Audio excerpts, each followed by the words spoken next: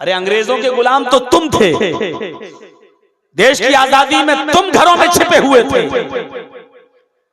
आजादी तो हमने दिलवाई है, अंग्रेजों से लड़े हम, हमारे उलमा शहीद हुए। आज भी चले जाइए इंडिया गेट पर, जितने लोगों के नाम आज भी शहीदों के नाम इंडिया गेट पर लिखे हुए हैं, उन 95,000 नामों में 65,000 सिर्फ मुसलमानों के नाम, 65,000 सिर्फ मुसलमानों के नाम है। मेरे भाइयों, ये देश हमारा है, ये मुल्क हमारा है। इस मुल्क के खिलाफ हम क्यों बोलेंगे? हाँ, नेताओं के खिलाफ बोल सकते हैं, ये मुल्क नहीं है, ये व्यक्ति हैं, ये इंसान हैं। इंसानों के खिलाफ बोला जा सकता है, उनकी गलत नीतियों के खिलाफ बोला जा सकता है, लेकिन देश के खिलाफ नहीं बोला जा सकता और देश के खिलाफ बोलना भी नहीं चाहिए। तो मेरे भाइयों, अब आप व्यक्तिगत तौर पर केस कर दो, अलग बात है। तो मेरे भाइयों, पहला नाम मोहम्मद, और वही शब्द अज्ञान हेतु किरत मोह मदांधिकारम नाशम, बिल्कुल साफ शब्दों में।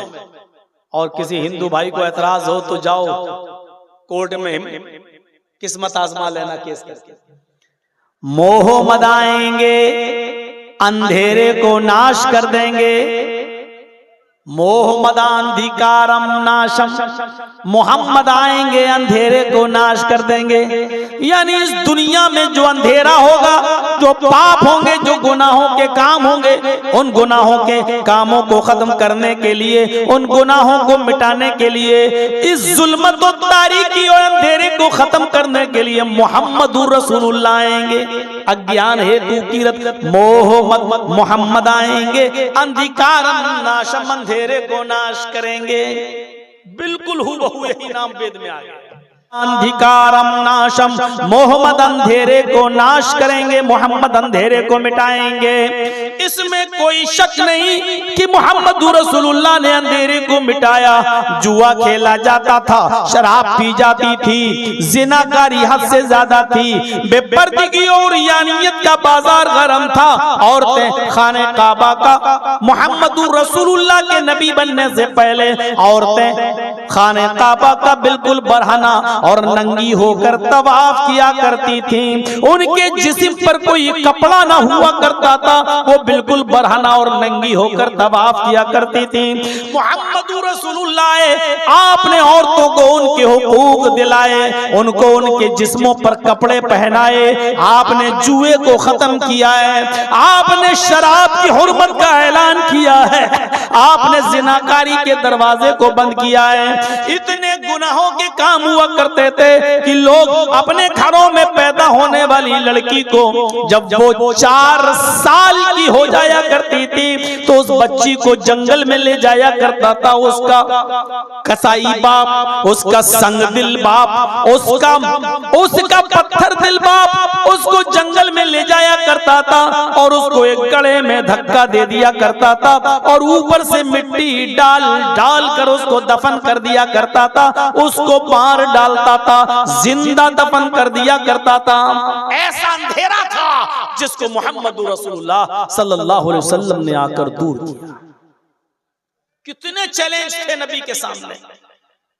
हम तो हजारों मदरसे होने के बावजूद, हजारों मौलवी होने के बावजूद, हर जुमे को खुतबा होने के बावजूद, इतने जलसे होने के बावजूद अपने समाज से, अपने मुआशरे से सिर्फ जहेज की एक बुराई खत्म नहीं कर पा रहे हैं, एक लानत तक खत्म नहीं कर पा रहे हैं जहेज की। आज किसी एक लड़की का निकाह, उसकी शादी बगैर जहेज के नहीं होती है। थोड़ा बहुत ही सही, चाहे एक बाइक ही देना पड़े, एक मोटरसाइकिल ही देना पड़े, लेकिन देना पड़े।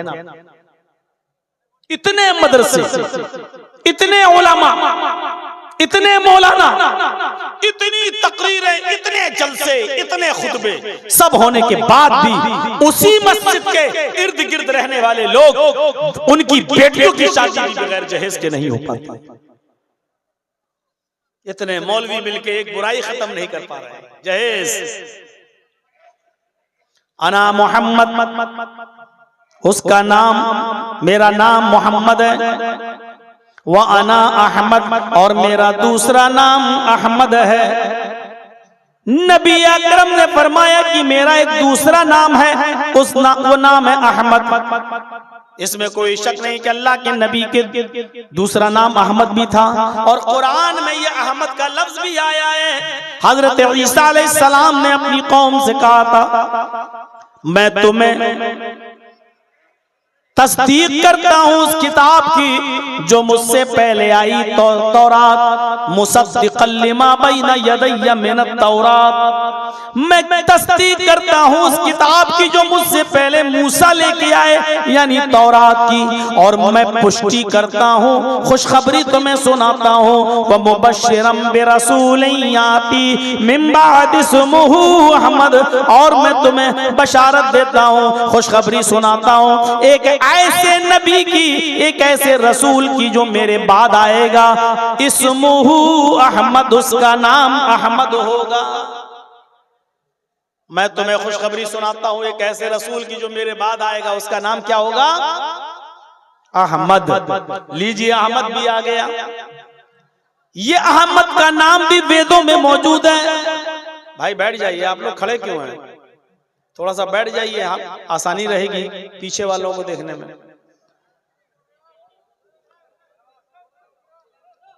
थोड़ा सा सहूलत पैदा करिए, लोगों के लिए आसानी पैदा कीजिए।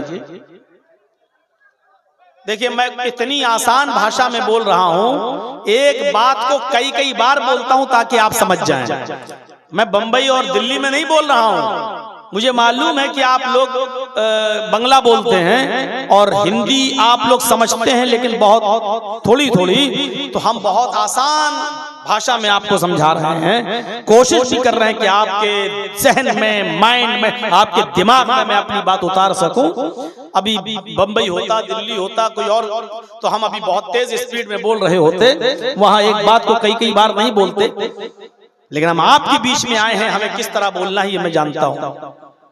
और इसीलिए बंगाल वाले बेचारे 20 साल से भूले नहीं हैं, हमको बुला रहे हैं, क्योंकि उनके समझ में मेरी बात आती है।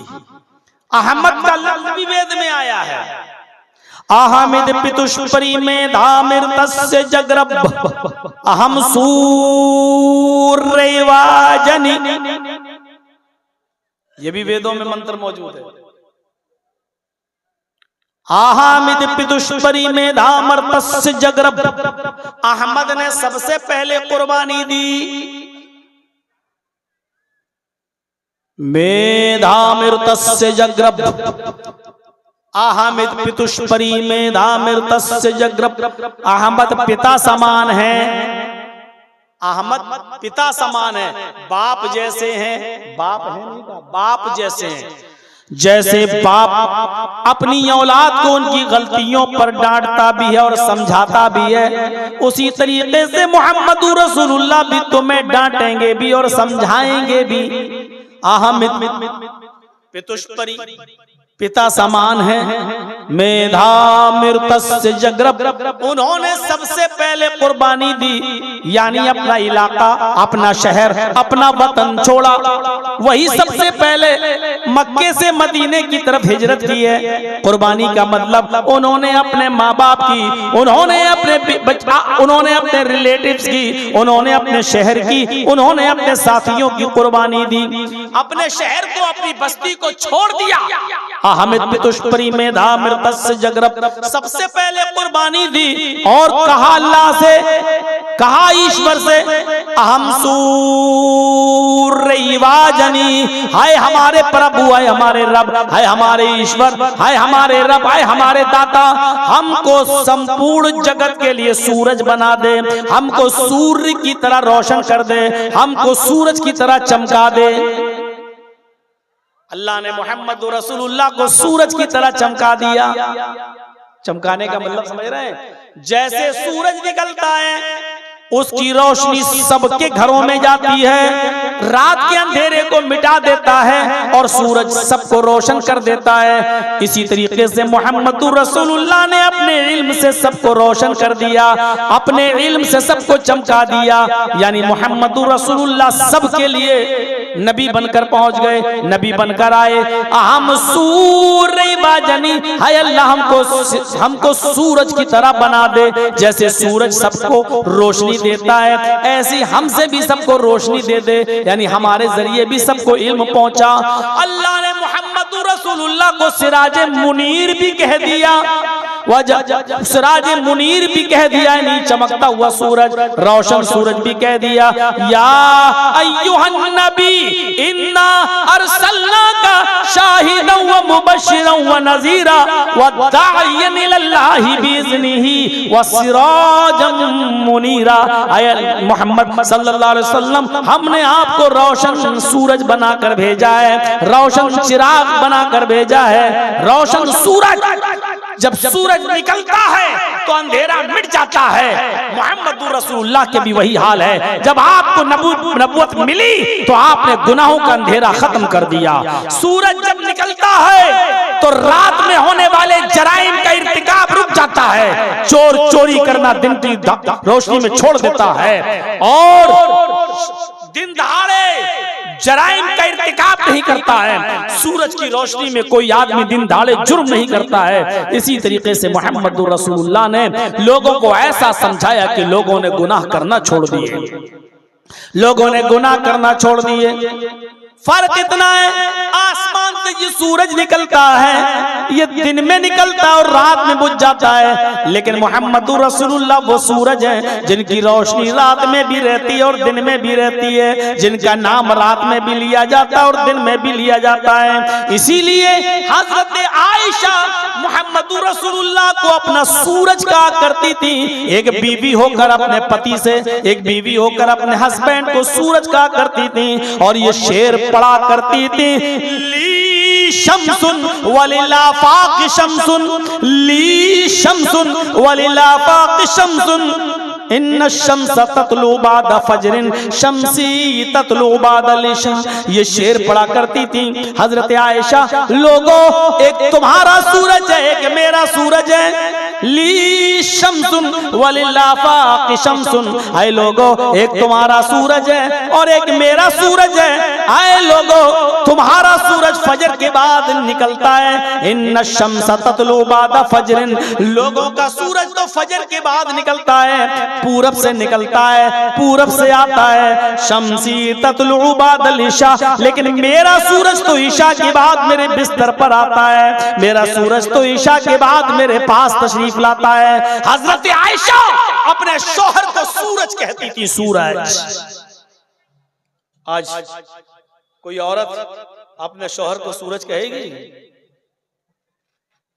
तो दुनिया भर की बुराई और करती हैं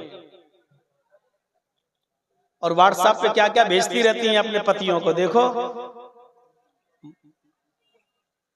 तारिक जमील साहब की एक वीडियो मेरे पास आई तो मेरे घर में मेरी बीवी ने देखा। उसमें वो कह रहे हैं तारिक जमील साहब कि अल्लाह के रसूल सल्लल्लाहु अलैहि वसल्लम की 9 बीवियां थीं, इसके बावजूद आपने कभी किसी बीवी से खाना नहीं पकवाया, खाना खुद बनाते थे। कपड़ा फट जाता था तो आपने किसी बीवी से ये नहीं कहा कि कपड़ा सिल दो, आप खुद कपड़ा सिल लेते थे, जूता खुद टांक लेते थे। ये तकरीर मेरी बीवी ने भी सुनी और उसने व्हाट्सएप पे मुझे भेज दी। मतलब औरतें ये चाहती हैं कि हमारे मर्द अब खाना भी खुद पकाएं, कपड़ा खुद धुलें, और ये सबका हाल है। जब हम जैसों का हाल है तो आपका भी हाल वही होगा। आप यहाँ खुश थोड़ी बैठे हो, हमें मालूम है किसकी ऊपर कैसी गुजर रही है। और हमें तो इतना पढ़ना आता है कि हम चेहरा देख के बता देते हैं कि आदमी अपनी बीवी से कितना खुश है और कितना नाखुश है। हालात ऐसे होते हैं। जब मैं अपने पड़ोसी मुल्क में गया तो वहां एक आदमी की 3 बीवी थी, तो उसने भी मेरी एक बार दावत कर दी अपने घर पे, चलो। तो ईशा की नमाज पढ़ने नहीं गया वो, तो मैंने कहा यार तुमने नमाज नहीं पढ़ी? बोला मौलाना मैं नमाज पढ़ूं या ना पढ़ूं लेकिन मैं जन्नती हूं। मैंने कहा बक बक बक। बोला मैं हर हाल में जन्नत में जाऊंगा चाहे एक वक्त की भी नमाज ना पढ़ूं।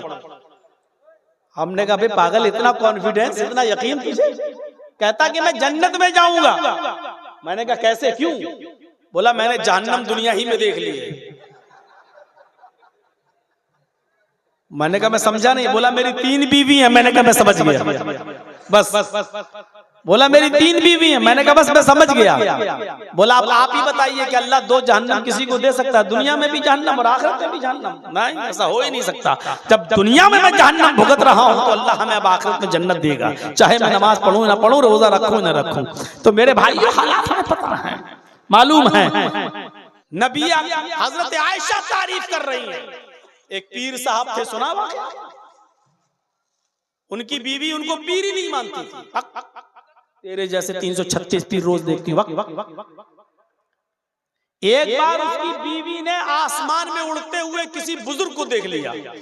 आसमान पे उड़ रहे हैं और मुसल्ला बिछा के नमाज पढ़ते हुए जा रहे हैं। अभी इसका शौहर जब घर पे आया तो बीवी ने कहा एक ये पीर बने फिरते हैं।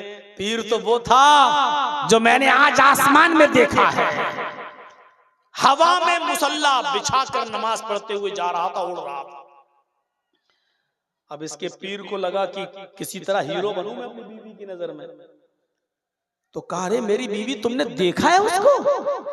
कहा हवा में उड़ते हुए देखा है? हाँ देखा है। मुसल्ला बिछाए हुए था, हाँ उस पर खड़ा भी था हवा में और नमाज पढ़ रहा था। तुमने देखा है? हाँ। अरे वो मैं ही तो था। ये बोला उसका पीर, वो मैं ही तो था। अब बीवी को लगा कमीना ये यही था, तो अब क्या करूं? तो कहने लगी हाँ मुझे लगा कि तुम ही थे। क्या मतलब? इसीलिए तिरछे तिरछे उड़ रहे थे, टेढ़े टेढ़े उड़ रहे थे, तुमसे तो सीधा उड़ा भी नहीं जा रहा था, हैं? फिर भी कमी निकाल दी। अभी तारीफ कर रही थी, जब सुना ये तो मेरा ही आदमी, तो कहने लगी वो तो टेढ़े टेढ़े उड़ रहे थे, तिरछे तिरछे, किबला इधर था तुम उधर उड़ रहे थे, कमी निकाल दी। उसने कहा ऊँट तेरी कौन सी कल सीधी, अभी औरत तेरी कौन सी फितरत, क्या तुझे समझूं और क्या तुझे मानूं? मैं तो सोचा था कि मेरी ताई अब मैं हीरो बन जाऊंगा तेरी नजर में, फिर भी तूने कमी निकाल दी, फिर भी तूने कमी निकाल दी। मेरे प्यारे साथियों गौर करो, हजरत आयशा से सीखना चाहिए हमारी औरतों को, हमारी बहनों को, हमारी माओं को, हमारी कौम की बेटियों को, कि वो किस तरीके से तारीफ कर रही हैं। ली शम्सुन वलिला बाकी शम्सुन शम्सी खैरुम मिन शम्सी समाई। तुम्हारा सूरज है और एक मेरा सूरज है, मेरा सूरज तुम्हारे सूरज से बेहतर है। इन्न शम्स ततलू बाद फजरिन, तुम्हारा सूरज फजर के बाद निकलता है। शम्सी ततलू बाद इशा, और मेरा सूरज इशा के बाद मेरे बिस्तर पे आता है। ये तारीफ कर रही है हजरत आयशा रज़ी अल्लाह ताला अन्हा। तो अहमद नाम भी आया है। अहमद पितुष्परी में धामिर से जगरब अहम सूरवाजनी। अहमद पिता समान है, बाप की तरह है। सबसे पहले उन्होंने कुर्बानी दी और अल्लाह से, ईश्वर से कहा मुझे सूरज की तरह बना दे, मुझे सूरज की तरह चमका दे, मुझे पूरी दुनिया के लिए सूर्य बना दे। यानी जैसे सूरज की रोशनी सबको पहुंचती है, ऐसी मेरी रोशनी भी सबको पहुंचा दे, मेरा इल्म मेरी तालीम भी सबको पहुंचा दे, हर घर तक इस्लाम पहुंच जाए। ये अहमद नाम भी आया है। वो अनल माही, तीसरा नाम माही, यमहुल्लाहु बिल कुफ्र, माही का मतलब मिटाने वाला। अल्लाह के नबी फरमाते अल्लाह मेरे जरिए कुफ्र को मिटाएगा। यमहुल्लाहु बिल कुफ्र, अल्लाह मेरे जरिए कुफ्र को मिटाएगा, गुनाहों को मिटाने वाला, ये भी मेरा नाम है माही। ये नाम भी वेदों में आया है। तथस्तु शंभल गिरा में सोत स्वाजी उजात मंगलाचार्य बहुला पापिता विवज्जता। तथस्तु शंभल गिरा में सोत स्वाजी उजात, शंभल गिराम में अंतिम ऋषि आएगा, आखिरी नबी शंभल गिराम में आएगा। शंभल गिराम ये मुरादाबाद वाला संभल मत समझ लेना। शंभल संस्कृत में शंभल के माना होते हैं शांत, और गिराम मानी गांव। तो क्या मतलब होगा? शंभल गिराम शांति वाला गांव। अरबी में शांति वाले गांव को अगर ट्रांसलेट करोगे तो क्या करोगे? अल बलदिल अमीन। अल बलद मानी शहर और अमीन मानी अमन वाला। अब शंभल गिराम शांति वाला गांव, और अरबी में कहना हो तो क्या कहोगे? अल बलदिल अमीन, अमन और शांति वाला शहर। तो अब देखिए अल्लाह के नबी कहाँ आए? अल बलदिल अमीन में आए। कहाँ आए? मक्के में आए। तो वेदों ने क्या कहा है? आखिरी नबी मोहम्मद कहाँ आएंगे? शंभल गिराम में आएंगे, शांति वाले गांव में आएंगे, यानी अल बलदिल अमीन में, मक्के में आएंगे। मोहम्मद रसूलुल्लाह कहाँ आए? मक्के में। हिंदू भाइयों, बहुत सोचने की जरूरत है। तुम्हारी किताब नाम बता रही है, अब तुम्हारे यहाँ शंभल गिराम कोई ना हो तो हम क्या करें? सूरज रोशनी दे रहा है, चमगादड़ ही अंधा हो जाए ना दिखे तो इसमें सूरज का क्या कसूर है? तुम्हारी किताबें तुम्हें रोशनी दे रही हैं, उन किताबों की रोशनी में तुम्हें ना दिखाई दे तो इसमें किताबों का क्या कसूर है? शंभल गिराम में आएंगे, सोत स्वाजी जाता है, लोगों को ऊंची जगह पर खड़े होकर स्पीच देंगे, सुनाएंगे, अच्छी बातें बताएंगे। अल्लाह के रसूल सल्लल्लाहु अलैहि वसल्लम मिंबर पर खड़े होकर, ऊंची जगह पर खड़े होकर लोगों को समझाते थे, यानी मस्जिद में समझाने के लिए मिंबर बना लिया, लकड़ी के मिंबर पर खड़े हो जाते थे और आप लोगों को नसीहतें करते थे। सोत स्वाजी जाते, मंगलाचार, नेकियों की बातें बताएंगे, अच्छी अच्छी बातें बताएंगे। बहुला पापिता विवज्जता, बहुला मानी बहुत बड़े बड़े पाप ताप गुना, यानी कबीरा गुना, बड़े बड़े गुनाहों से लोगों को रोकेंगे, बड़े बड़े गुनाहों से लोगों को मना करेंगे, बड़े बड़े गुनाहों से लोगों को बाज रखेंगे। और यहाँ क्या कहा जा रहा है? यमहुल्लाहु बिल कुफ्र, गुनाहों को मिटाने वाला, यानी अल्लाह के नबी का नाम माही है, बड़े बड़े गुनाहों को मिटाने वाले, उनको खत्म करने वाले, गुनाहों के कामों से रोकने वाले। और यहाँ वेदों में क्या कहा गया है? बहुला पापिताप विवज्जता, वो बड़े बड़े गुनाहों का नाम लेकर मिटाएगा, वो बड़े बड़े गुनाहों को नाम लेकर खत्म करेगा। बड़े बड़े गुनाहों का, आपने बड़े बड़े गुनाहों का नाम लेकर खत्म किया कि नहीं किया? एक सहाबी आए, अय्यु ज़ंबि अकबरु इंदल्लाहि, या रसूल अल्लाह, ऐ अल्लाह के नबी, सबसे बड़ा गुनाह क्या है बताइए, सबसे बड़ा गुनाह क्या है बताइए? अल्लाह के नबी सल्लल्लाहु अलैहि वसल्लम ने फौरन फरमाया, अंतदउ लिल्लाहि निद्दन व हुवा खलक़क, अल्लाह को छोड़कर किसी और को पुकारना, किसी और से मदद तलब करना, हाजत रवा समझते हुए और मुश्किल कुशा समझते हुए।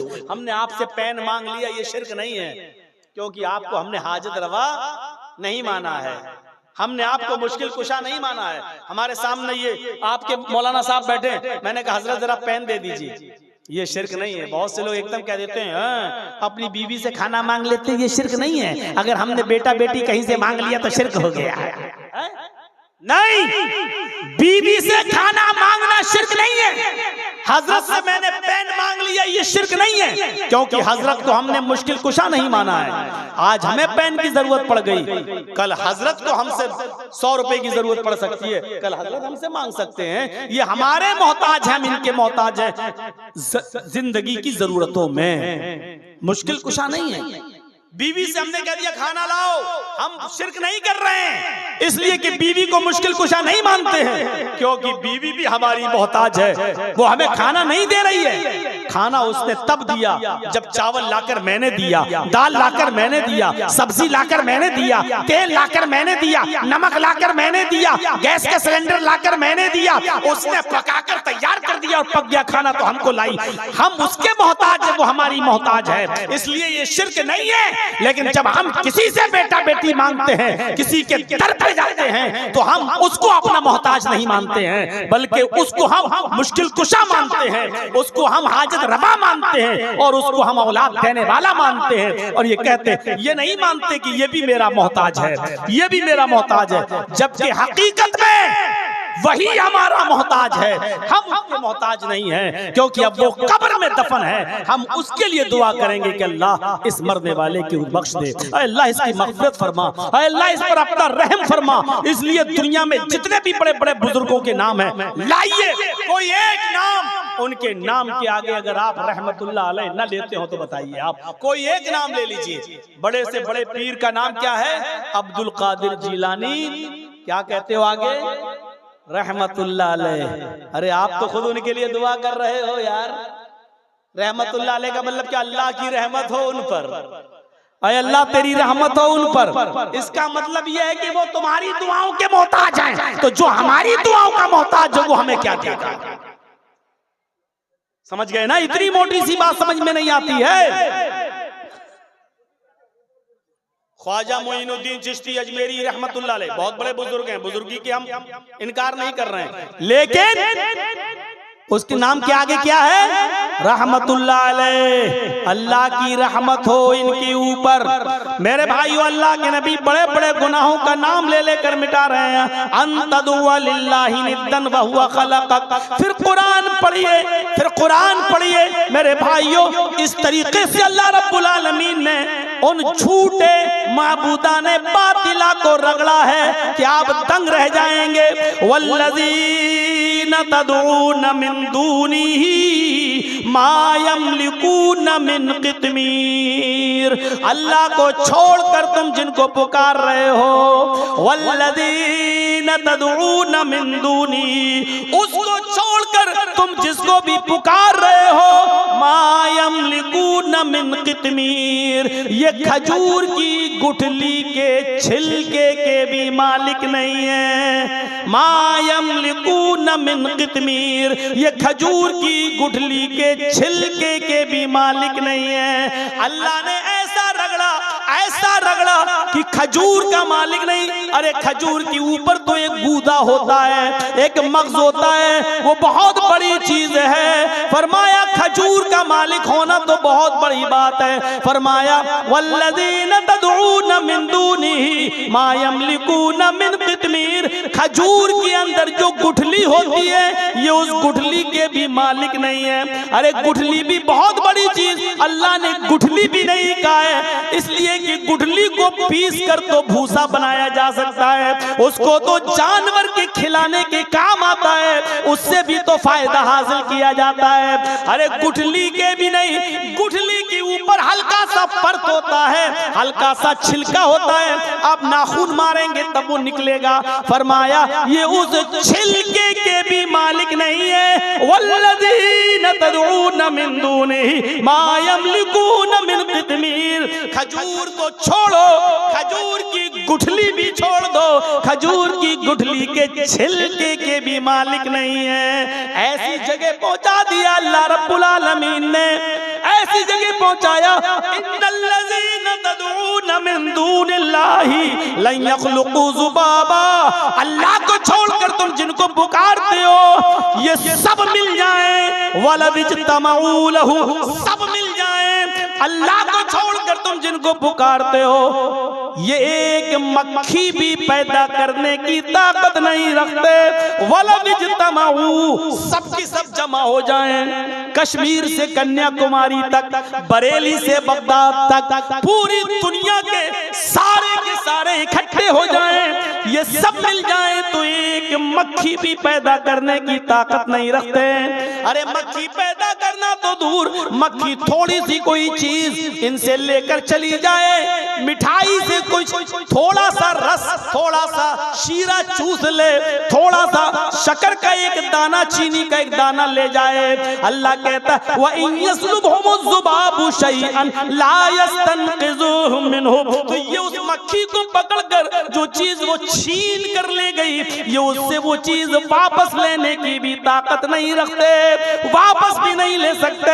अब बहुत से लोग कहेंगे मौलाना ये बात तो अल्लाह ताला ने पत्थर की मूर्तियों के लिए कही है, ये बुजुर्गों के लिए नहीं कही है, ये नेक बंदों के लिए नहीं कही है, ये पत्थर की मूर्तियों के लिए कही। अल्लाह जानता था कि ऐसे लोग पैदा होंगे जो कमियां निकालेंगे, जो कहेंगे पत्थर की मूर्तियों के लिए कही, इसलिए अल्लाह ने साफ साफ कह दिया है इन्नल्लज़ीना तदऊन मिन दूनिल्लाहि इबादुन अम्सालुकुम, अल्लाह को छोड़कर तुम जिनको पुकार रहे हो वो पत्थर की मूर्तियां नहीं है, वो तुम्हारे ही जैसे बंदे हैं। इबादुन अम्सालुकुम, वो तुम्हारे ही जैसे बंदे हैं। तुम पत्थर की मूर्तियों से बेटा बेटी नहीं मांग रहे हो, अपने ही जैसे बंदों से बेटा बेटी मांग रहे हो। अल्लाह ने कहा इबादुन अम्सालुकुम, वो तुम्हारे ही जैसे बंदे हैं। पत्थर की मूर्तियों के बारे में ये कुरान की आयत नाजिल नहीं हुई है, बल्कि ये बुजुर्गों बंदों ही के लिए हुई है। अल्लाह को सब कुछ मंजूर है, लेकिन शिर्क बर्दाश्त नहीं है, शिर्क मंजूर नहीं है। No compromise. नमाजों में कमी होगी, हम तुम्हें चाहें तो माफ कर देंगे। रोजे में कमी होगी, हम चाहें तो तुम्हें माफ कर देंगे। हाँ, नमाज की, रोजों की, हज की, ज़कात की कमियां लेके आओगे, हम हो सकता है तुम्हें माफ कर दें, लेकिन शिर्क लेके आओगे तो हम तुम्हें माफ नहीं करेंगे। इन्नल्लाह ला यग़फ़िरु अन युश्रक बिही व यग़फ़िरु मा दून ज़ालिका लिमन यशा। अल्लाह शिर्क को माफ नहीं करेगा और उसके अलावा जिसको चाहेगा अल्लाह माफ कर देगा, लेकिन शिर्क को अल्लाह माफ नहीं करेगा। बड़े बड़े गुनाहों का नाम लेकर अल्लाह के नबी सल्लल्लाहु अलैहि वसल्लम ने मिटाया है। इसलिए आप बहुला पापिता विवज्जता, बड़े बड़े गुनाहों को मिटाने वाले होंगे। आपने मिटा, आप मोहम्मद भी थे, आप अहमद भी थे, आप माही भी थे। और मोहम्मद का माना क्या है? जिसकी सबसे ज्यादा तारीफ की जाए। देखिए, दो लफ्ज हैं, मोहम्मद और अहमद। मोहम्मद का माना जिसकी तारीफ सबसे ज्यादा की गई हो, और अहमद का माना जिसने सबसे ज्यादा तारीफ की हो। दो लफ्ज याद रखिएगा। मोहम्मद जिसकी तारीफ सबसे ज्यादा की गई हो, और अहमद के माना जिसने अल्लाह की तारीफ सबसे ज्यादा की हो। ये दोनों नाम मोहम्मद पर फिट बैठते हैं सल्लल्लाहु अलैहि वसल्लम। अल्लाह के नबी की तारीफ सबसे ज्यादा की गई। इंसानों में, मखलूकात में सबसे ज्यादा किसका नाम लिया गया? मुहम्मदुर रसूलुल्लाह सल्लल्लाहु अलैहि वसल्लम का। आप सुबह उठते हैं, आप देखिए, सुबह आँख खुली, आप क्या पढ़ेंगे? अल्हम्दुलिल्लाहिल्लज़ी अहयाना बअदा मा मातना व इलैहिन नुशूर। ये सुबह उठते ही आपकी दुआ शुरू हो गई है। अब आप देखिए, अब आप सुबह उठने के बाद सबसे पहले वुजू बनाएंगे, बिस्मिल्लाह। जब बिस्मिल्लाह कहकर आप वुजू बनाएंगे तो वुजू के बाद की जो दुआ पढ़ेंगे उसमें मुहम्मदुर रसूलुल्लाह का नाम लेंगे। क्या कहेंगे? अशहदु अन्ना मुहम्मदन अब्दुहु व रसूलुहु। अल्लाह के नबी का नाम। कितना नाम लिया जाता है। पूरी दुनिया का मुसलमान वुजू के बाद की दुआ पढ़ता है, और ना पढ़ता हो तो याद कर लेना चाहिए नबी का नाम। अब अज़ान के अल्फाज अदा हो रहे हैं, अल्लाहु अकबर, अल्लाहु अकबर, अशहदु अल्ला इलाहा इल्लल्लाह। आवाज आती है, ओ मेरे बंदे, तूने मेरी किबरियाई का ऐलान तो कर दिया। अल्लाहु अकबर, अल्लाहु अकबर, ओ मेरे बंदे, तूने मेरी किबरियाई का ऐलान तो कर दिया। अशहदु अल्ला इलाहा इल्लल्लाह, ओ मेरे बंदे, तूने मेरी वहदानियत का और मेरी तौहीद का इकरार तो कर लिया, लेकिन अभी मेरे नबी की रिसालत का इकरार नहीं हुआ है। ऐ मेरे बंदे, तेरी अज़ान उस वक्त तक मुकम्मल नहीं होगी जब तक कि तू मेरे नाम के साथ साथ मेरे हबीब का, मेरे मुस्तफा का नाम नहीं लेगा। और यहाँ नाम लेना पड़ता है, अशहदु अन्ना मुहम्मदर रसूलुल्लाह। अगर इस बात की गवाही दे रहे हो कि अल्लाह के अलावा कोई माबूद नहीं, तो इस बात की भी गवाही दो कि मोहम्मद अल्लाह के रसूल हैं। इसका मतलब यह है, इबादत सिर्फ अल्लाह की होगी और इताअत सिर्फ मुहम्मदुर रसूलुल्लाह की होगी। नमाज तो अल्लाह के लिए पढ़ी जाएगी, ये इबादत है, लेकिन नमाज कैसे पढ़ी जाएगी ये तरीका जनाब मुहम्मदुर रसूलुल्लाह का होगा। ये अज़ान का मतलब है। अल्लाहु अकबर, अल्लाहु अकबर। नमाज पढ़ने आना हो तो ये मान कर आओ। अज़ान क्यों दी जाती है? लोगों को खबर करने के लिए नहीं। असल वजह क्या है अज़ान की? अल्लाहु अकबर, अल्लाहु अकबर, अल्लाह सबसे बड़ा है, अल्लाह सबसे बड़ा है। जब अल्लाह को सबसे बड़ा मानते हो तो अपनी दुकान बंद कर दो। अल्लाह को सबसे बड़ा मानते हो तो अपनी खेती बाड़ी छोड़ दो। अल्लाह को सबसे बड़ा मानते हो तो अपनी फैक्ट्री को छोड़ दो। अल्लाह को सबसे बड़ा मानते हो तो बैंक में अगर सर्विस कर रहे हो तो बैंक की नौकरी उसी वक्त बंद कर दो और आओ मस्जिद की तरफ। अब अल्लाह को बड़ा मानते हो तो आओगे, और अल्लाह को बड़ा नहीं मानते होगे तो तुम नहीं आओगे। अगर अल्लाहु अकबर की आवाज सुनने के बाद भी तू अपनी दुकान खोले रहा, बैठा रहा, तो इसका मतलब यह है कि तूने अल्लाह को बड़ा नहीं माना, अपनी दुकान को बड़ा मान लिया। अगर अज़ान सुनने के बाद तू अपनी फैक्ट्री में काम करता रहा तो इसका मतलब यह हुआ कि तूने अल्लाह को बड़ा नहीं माना, अपनी फैक्ट्री को बड़ा माना है। अल्लाहु अकबर की आवाज सुनकर तू खेत अपना जोतता रहा, हल चलाता रहा, तो इसका मतलब यह हुआ कि तूने अल्लाह को बड़ा नहीं माना है, तूने अपने खेत को और अपने कारोबार को बड़ा माना है। अल्लाह को अगर बड़ा माना होता तो सब कुछ बंद कर देता और मस्जिद में। ये है अल्लाहु अकबर का माना। और दो बार किस लिए? हाँ हाँ, अगर ना सुने हो तो एक बार और सुन लो। अल्लाहु अकबर, अल्लाहु अकबर, अल्लाह सबसे बड़ा है, अल्लाह से बड़ा कोई नहीं। बस काफी है। अब बार बार तुम्हारे पीछे गंगा नहीं बह रही है कि हम लाठी लेके जाएंगे। आना हो तो आओ। अब दुकान बंद कर दी, ठीक, फैक्ट्री बंद कर दी, ऑफिस छोड़ दिया, मस्जिद में आ गए। अब मस्जिद में आ रहे हो, खड़े भी होगे, रुकू भी करोगे, सजदा भी करोगे, नमाज पढ़ोगे। तो अब ये इबादत के बारे में भी सुन लो। दुकान, फैक्ट्री, ऑफिस तो बंद कर दिए और चले आए, लेकिन अब इबादत हो अगर अल्लाह के लिए करने आए हो, अशहदु अल्ला इलाहा इल्लल्लाह, ये इबादत अल्लाह के लिए होनी चाहिए, इसलिए कि अल्लाह के अलावा कोई माबूद नहीं। अब इसलिए नमाज पढ़ने आए हो। यार हाजी हूँ, हज करके आया हूँ, नमाज नहीं पढ़ूंगा तो लोग कहेंगे देखो हाजी हो के नमाज नहीं पढ़ता है। अब मस्जिद में आए, तेरी नमाज बेकार। मौलाना हूँ, नमाज नहीं पढ़ूंगा तो लोग कहेंगे देखो इतना बड़ा मौलवी हो के नमाज नहीं पढ़ रहा है। अब आए तो हो मस्जिद में, लेकिन ये सोच के आए हो नमाज बेकार। अब यही नमाज शिर्क हो गई। लो मौलाना कितनी चीजें शिर्क हैं। हाँ, क्योंकि अब आप गांव वालों के लिए नमाज पढ़ रहे हो, मोहल्ले वालों के डर से नमाज पढ़ रहे हो। और अल्लाह के रसूल ने फरमाया मन सल्ला युराई फक़द अशरक, जिसने दूसरों को दिखाने के लिए इबादत की, दूसरों को दिखाने के लिए नमाज पढ़ी, उसने शिर्क। अब यही नमाज शिर्क हो गई, क्योंकि अब अल्लाह के लिए रुकू नहीं हो रहा है, अल्लाह के लिए सजदा नहीं हो रहा है, अल्लाह के लिए क़याम नहीं हो रहा है। अब तो इस डर से आए हो कि लोग क्या कहेंगे। एक टाइम की नमाज भी पढ़ी तो लोगों के लिए नहीं। अशहदु अल्ला इलाहा इल्लल्लाह, अगर अल्लाह को माबूद मानते हो तो इबादत अल्लाह के लिए करने आओ, ठीक है। अब मस्जिद में आ गए, इबादत अल्लाह के लिए करने आए जी, तो अब इबादत कैसे की जाएगी? एक रकात में कितने रुकू किए जाएंगे, कितने सजदे किए जाएंगे? ज़ुहर में कितनी रकात पढ़ी जाएगी?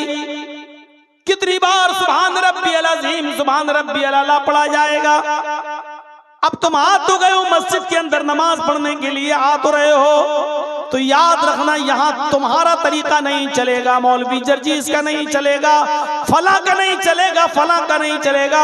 अब तुम्हें नमाज पढ़ने आना है, अल्लाह की इबादत करने आना है, अल्लाह को सबसे बड़ा मान लिया। अब तुम मस्जिद की तरफ आना चाहते हो तो ये सोच के आना अशहदु अन्ना मुहम्मदर रसूलुल्लाह, मुहम्मद अल्लाह के रसूल हैं। ये नमाज तुम्हें जनाब मुहम्मद रसूलुल्लाह के तरीके पर पढ़ना पड़ेगी।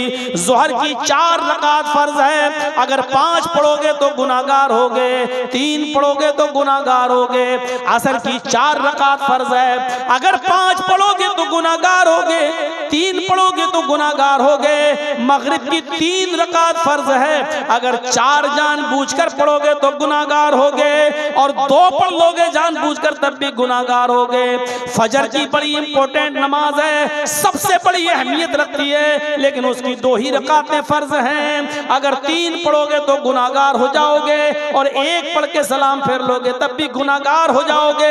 इसलिए कि अब ये नमाज तुम्हें अपने मनमानी तरीके पर नहीं पढ़ना है, फला फला मौलवी और कठमुल्लाओं के तरीके पर नहीं पढ़ना है। ये नमाज तुम्हें जनाब मुहम्मद रसूलुल्लाह के तरीके पर पढ़ना है। हाँ, ये 3 चीजें अगर तुम मानते हो, 3 चीजें, अल्लाह को बड़ा मानते हो तो दुकानें बंद करो, अल्लाह के लिए इबादत करना चाहते हो तो दुकानें बंद करके आओ, मुहम्मद रसूलुल्लाह के तरीके पर नमाज पढ़ना चाहते हो, ये 3 चीजें अगर तुमने मान ली, अब कहा जा रहा है हय्या अलस्सलाह, तो अब आओ नमाज के लिए। नमाज के लिए तीसरे नंबर पे नहीं, चौथे नंबर पे कहा जा रहा है। आप कहेंगे नमाज, अजान नमाज के लिए होती, अगर अजान नमाज के लिए होती तो यही कहा जाता हय्या अलस्सलाह, आओ नमाज के लिए, लेकिन ये नहीं कहा जा रहा है। पहले क्या कहा जा रहा है? अल्लाहु अकबर, अल्लाहु अकबर। फिर क्या कहा जा रहा है? अशहदु अल्ला इलाहा इल्लल्लाह। फिर क्या कहा जा रहा है? अशहदु अन्ना मुहम्मदर रसूलुल्लाह। मतलब समझ गए ना? अल्लाह को बड़ा मानो, सबको छोटा, ठीक। अल्लाह के लिए इबादत हो, ठीक। मुहम्मद रसूलुल्लाह के तरीके पर हो, ठीक। इतना मान लिया। हाँ, हय्या अलस्सलाह, अब आओ नमाज के लिए। हय्या अलल फलाह, ये नमाज जब पढ़ोगे तो कामयाबी की तरफ जाओगे। अब आओ कामयाबी की तरफ। फिर सुन लो, अल्लाहु अकबर, अल्लाहु अकबर, अल्लाह से बड़ा कोई नहीं, ला इलाहा इल्लल्लाह, उसके अलावा कोई माबूद नहीं। यह है अजान का मतलब। आज समझ में आया होगा अजान क्यों दी जाती है। लोग समझते हैं अजान खबर देने के लिए दी जाती है। नहीं, अजान में पहले बताया जाता है कि अल्लाह को बड़ा मानने वाला कभी भी अजान की आवाज सुनने के बाद अपनी दुकान पर बैठा नहीं रह सकता, कभी भी अपनी दुकान पर बैठा नहीं रह सकता है। मोहम्मदुर रसूलुल्लाह के तरीके पर नमाज पढ़िए, और रसूल से जिसको मोहब्बत होगी वो रसूल के तरीके पर नमाज पढ़ेगा। मेरे भाइयों, आइए और सुनिए। क्या बैठिए ना, कोई बात नहीं, आप लोग जलसे को थोड़ा सा बैठे रहिए। वो लोग जा रहे हैं, अपना जलसा कमेटी के लोग अपने देख लेंगे, आप लोग बैठिए, नहीं तो हम खत्म कर देंगे। मेरा वैसे भी टाइम हो रहा है। मेरे भाइयों, थोड़ी देर मुझे और दे दीजिए। तो रसूल का तरीका भी हमें और आपको अपनाना है। अभी हमारे हमसे पहले जो अभी जिन्होंने मुझे दावत दी और बुलाया और शेर शायरी पढ़ रहे थे, अभी वो कह रहे थे कि हमसे कहा जाता है कि गुस्ताख रसूल, हमसे कहा जाता है कि हम रसूल को नहीं मानते। मेरे भाइयों, इस मसले को भी थोड़ा सा समझ लीजिएगा और बहुत गहराई से सुन लीजिएगा। और आज मैं तुमको नई चीज बताता हूं। जो लोग हमें इल्जाम देते हैं कि ये रसूल को नहीं मानते, मैं कहता हूं अल्लाह की कसम वो बिल्कुल सच बोलते। अब आप कहोगे मौलाना अल्लाह की कसम खाकर कह रहे हैं ये बात। जी अच्छा, एक बात बताइए, आप मूसा अलैहिस्सलाम को आप अल्लाह का रसूल मानते हैं कि नहीं मानते? मैंने अपनी आवाज स्लो कर दी है। आपसे अब हम कुछ सवाल करेंगे, आपको जवाब देना पड़ेगा। बताइए, मूसा अलैहिस्सलाम को आप अल्लाह का रसूल मानते हैं कि नहीं मानते हैं? मानते हैं। लेकिन यहूदी तो कहते हैं कि मुसलमान मूसा को नहीं मानते। कहते कि नहीं कहते हैं? वो कहते हैं मूसा को हम ही मानते हैं। यहूदी कहते हैं कि मुसलमान मूसा को नहीं मानते। आपसे हम सवाल कर रहे हैं, आप ईसा अलैहिस्सलाम को मानते हो कि नहीं मानते हो? मानते हैं ना? हम और आप ईमानी पूरा नहीं होगा जब तक कि इनको हम नबी ना माने, रसूल ना माने। ईसा अलैहिस्सलाम को अल्लाह का रसूल मानते हैं कि नहीं मानते हैं? मानते हैं ना? लेकिन ईसाई तो कहते हैं कि मुसलमान ईसा को नहीं मानते। क्या करेंगे? ईसाई कहते हैं मुसलमान ईसा को नहीं मानते, यहूदी कहते हैं मुसलमान मूसा को नहीं मानते। वो अपनी जगह पर सही हैं। और हम जो कहते हैं कि हम मूसा को मानते, ईसा को मानते हैं, हम भी अपनी जगह पर सही हैं। इसी तरीके से हमारे बहुत से भाई हमसे कहते हैं कि तुम अल्लाह के नबी को नहीं मानते, वो भी बिल्कुल सही। और हम कहते हैं कि हम अल्लाह के नबी को मानते हैं, हम भी अपनी जगह पर बिल्कुल सही। अब फर्क क्या है? मूसा अलैहिस्सलाम को यहूदी जिस तरह मूसा को नबी मानते हैं उस तरह हम नहीं मानते। यहूदी उज़ैर को अल्लाह का बेटा मानते हैं, हम अल्लाह का बेटा नहीं मानते।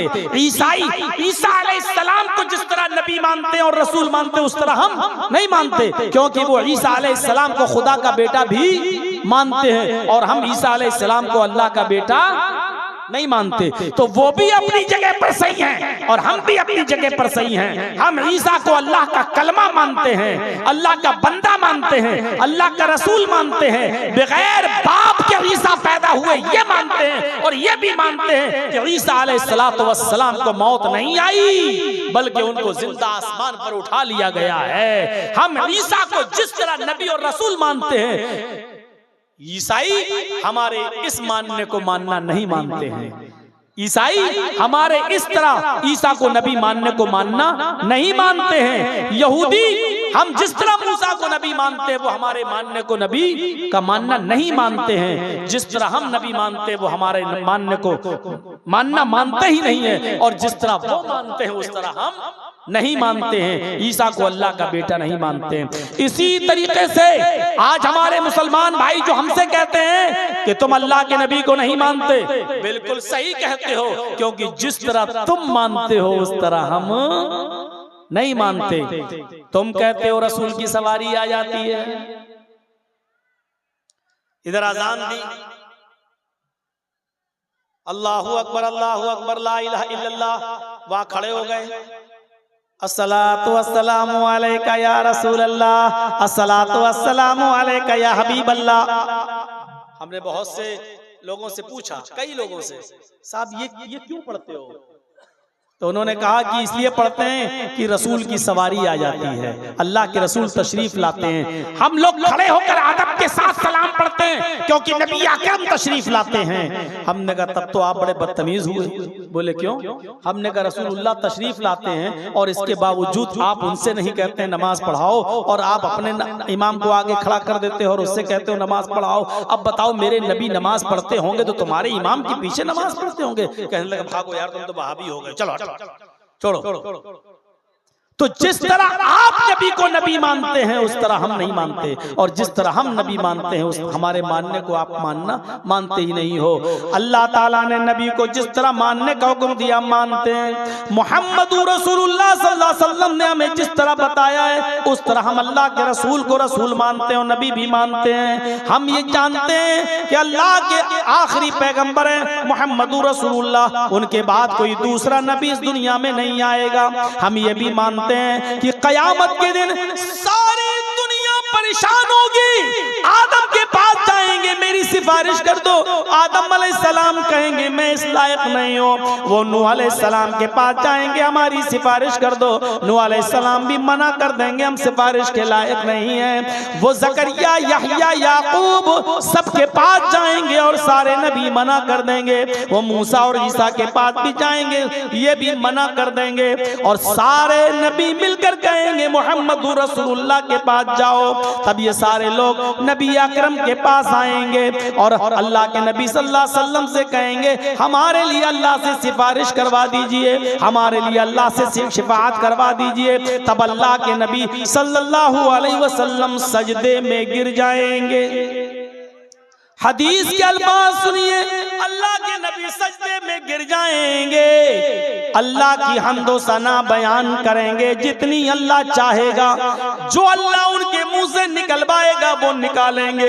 उसके बाद आवाज आएगी गैब से, अल्लाह पुकारेगा, आवाज आएगी इरफा रासक, आए मोहम्मद सल्लल्लाहु अलैहि वसल्लम अपना सर उठाओ। अल्लाह के नबी सजदे से अपना सर उठाएंगे। अल्लाह कहेगा सल, आए नबी मांगो, क्या मांगते हो? तो जो मांगोगे तुम्हें दिया जाएगा, जो मांगोगे तुम्हें नवाजा जाएगा। आए मोहम्मद सल्लल्लाहु अलैहि वसल्लम मांगो, अल्लाह को पुकारो, अल्लाह से मांगो, क्या मांगते हो? सल तो जो मांगोगे तुम्हें दिया जाएगा। वशफी तो शफा, अगर सिफारिश करना चाहो तो सिफारिश भी करो, जिसकी शिफात करोगे कबूल की जाएगी। आप सिफारिश कीजिए, शिफात कबूल की जाएगी। अल्लाह के नबी फरमाते हैं उस वक्त मैं गुनाहगार उम्मतियों की सिफारिश करवाऊंगा और मैं तो चाहूंगा कि सब बख्श दिए जाएं, लेकिन ये अल्लाह की मर्जी पर मौकूफ है। अल्लाह जितनों को चाहेगा बख्श देगा, अल्लाह जितनों को चाहेगा उनको बख्श देगा। तो अल्लाह ताला मेरी सिफारिश कबूल फरमाएगा। फरमाया अल्लाह के नबी सल्लल्लाहु अलैहि वसल्लम ने, इन्नी फरतुकुम अलल हौज, मैं हौज़े कौसर पर बैठा हूँगा, तुम्हारा मीरे कारवा हूँगा, तुम्हारे हौज़े कौसर पर बैठूंगा और तुम्हारा इंतजार करूंगा। वो हौज़े कौसर जिसका पानी बर्फ से ज्यादा ठंडा, बर्फ से ज्यादा ठंडा और शहद से ज्यादा मीठा और दूध से ज्यादा सफेद होगा, वो पानी होगा हौज़े कौसर। फरमाया मन शरिब लम यज़मा बादा, जो एक बार मेरे हाथ से पानी पी लेगा अर्श महशर में, अरसा महशर में फिर उसको प्यास न लगेगी। मन शरिबा लम यज़मा अबदा, जो एक बार मेरे हाथ से पानी पी लेगा उसको 50,000 साल के उस दिन में, पूरे दिन में फिर प्यास नहीं लगेगी। लोग आते जाएंगे पानी पीते जाएंगे, लोग आते जाएंगे पानी पीते जाएंगे, लोग आते जाएंगे पानी पीते जाएंगे। मैं हर आने वाले को पानी पिलाता जाऊंगा। एक कौम आएगी, एक जमात आएगी, जब वो मेरे पास पानी पीने के लिए दौड़ कर आ रहे होंगे, तुम युहालु बैनी व बैनहुम, तो फरिश्ते मेरे और उनके दरमियान एक दीवार खड़ी कर देंगे, एक ओट लगा देंगे, उनको मेरे करीब नहीं आने देंगे। मैं उन फरिश्तों से कहूंगा आने दो, इन्नहुम उम्मती, ये तो मेरे उम्मती हैं, मैं इनको आज़ाए वुजू की चमक से पहचान रहा हूँ, मैं इनको वुजू के आज़ा की चमक से पहचान रहा हूँ, ये मेरे उम्मती हैं, इनके आज़ाए वुजू चमक रहे हैं, इनको आने दो, इनको मेरे हाथ से पानी पीने दो। फरिश्ते फिर कहेंगे आए मोहम्मद सल्लल्लाहु अलैहि वसल्लम, ये आपके हाथ से पानी नहीं पी सकते हैं, आप इनको पानी नहीं पिला सकते हैं। फरमाएंगे अल्लाह के नबी क्यों?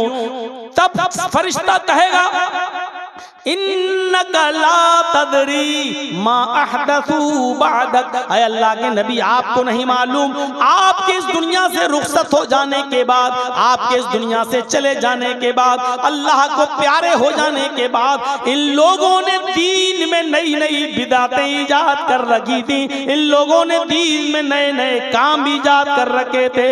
आपके दुनिया से रुखसत हो जाने के बाद इन्होंने दीन में नई नई खुराफातें ईजाद कर ली थी, नई नई चीजों को दीन समझ के करने लगे थे।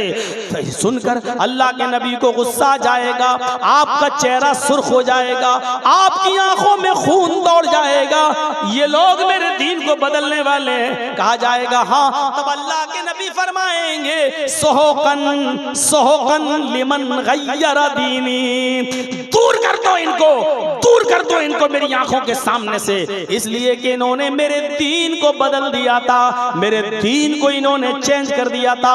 ये मेरे हाथ से पानी नहीं पिएंगे, इनको दूर कर दो मेरी आंखों के सामने। ये कोई मामूली चीज है? जब चाहो दीन का नाम लेकर कोई काम करने लगो और कह दो कि दीन है। मेरे भाइयों, दीन वही माना जाएगा जो जनाब मोहम्मद रसूलुल्लाह ने दिया है।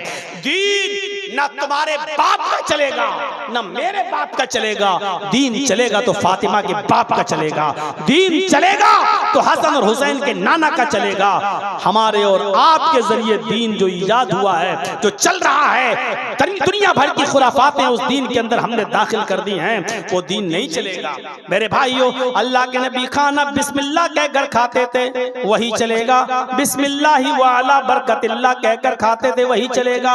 अब पूरा कुरान पढ़ के खाना चाहो तो नहीं खा सकते, ये दीन नहीं है। अब उसको नाम फातिहा दे दो, कुल दे दो, कुछ और दे दो, ये सब तुम्हारी खुराफातें हैं, दीन का इससे कोई ताल्लुक नहीं है। मेरे भाइयों, इन तमाम चीजों को छोड़ देना चाहिए और इन बिदअतों से हमें परहेज करना चाहिए, वरना कयामत के दिन हमें नबी अकरम सल्लल्लाहु अलैहि वसल्लम के हाथों से पानी भी पीने को नहीं मिलेगा। हमारी माँ बहनों को भी चाहिए कि शरीयत पर अमल करें, शरीयत पर अमल करें, मोहम्मद रसूलुल्लाह से मोहब्बत करें, वरना अल्लाह के नबी सल्लल्लाहु अलैहि वसल्लम ने यह भी फरमाया कि जब मुझे मेराज हुई और मुझे जहन्नम दिखाई दी, जब मैंने जहन्नम में देखा तो मुझे जहन्नम में औरतों को सबसे ज्यादा जलते हुए देखा।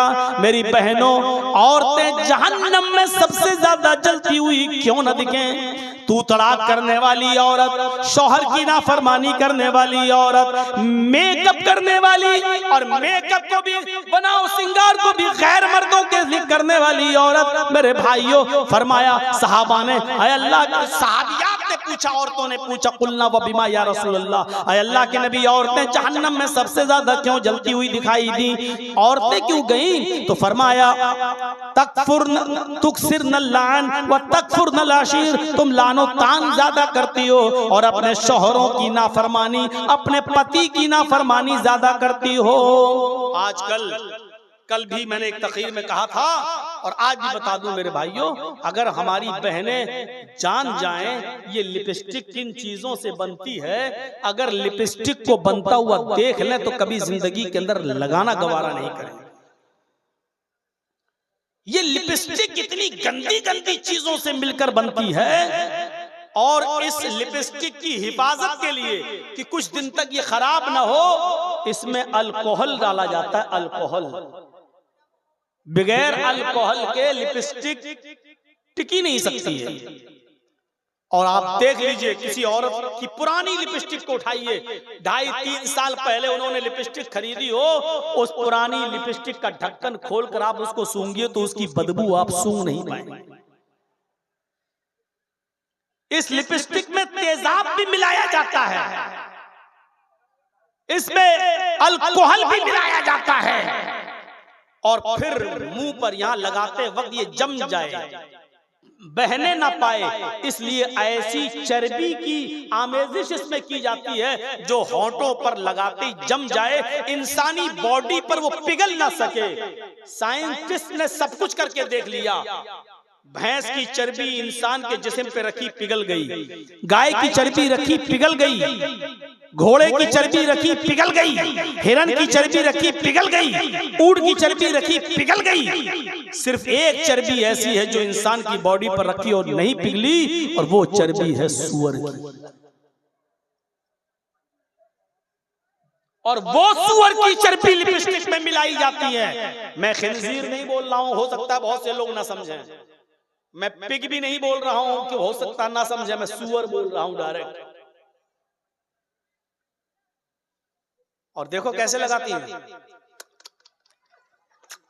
लगाती जाएंगे और देखती जाएंगे कि फैल तो नहीं रही, चाटती भी जाती हैं। इन यहूदियों ने अपनी साजिशों में कामयाब हो गए हैं, और इन्होंने हम मुसलमानों के घरों में भी लिपस्टिक पहुंचा दी।